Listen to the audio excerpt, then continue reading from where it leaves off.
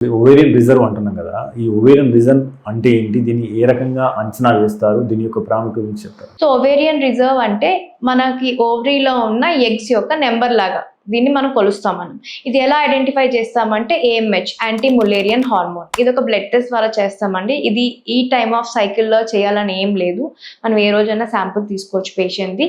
The normal ovarian reserve is 3.5 to 5.5 మధ్యలో మనది normal reserve అంటాం. ఎవరికైనా ఓవేరియన్ రిజర్వ్ లెస్ దాన్ 3.5 ఉంటే కనుక మన వాళ్ళని తొందరగా ఎర్లీగా ప్రెగ్నెన్సీ ప్లాన్ చేసుకోండి, రిజర్వ్ అనేది తక్కువగా ఉంది అని చెప్తాము. అండ్ లెస్ దాన్ 1 ఉంటే కనుక డెఫినెట్గా టైం అనేది 1-2 మంత్సే తీసుకుని న్యాచురల్గా ట్రై చేయడానికి, లేకపోతే ఫర్టిలిటీ ట్రీట్మెంట్కి వెళ్ళిపోమని వాళ్ళకి సలహాలు ఇస్తూ ఉంటాము.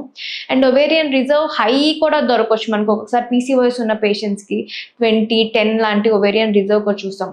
Two high is also not good, అది కూడా మనకి ఏం రెస్పాన్స్ ఇవ్వదు. సో ఓవేరియన్ రిజర్వ్ నార్మల్ రేంజ్లో ఉంటేనే మంచిది మనకి.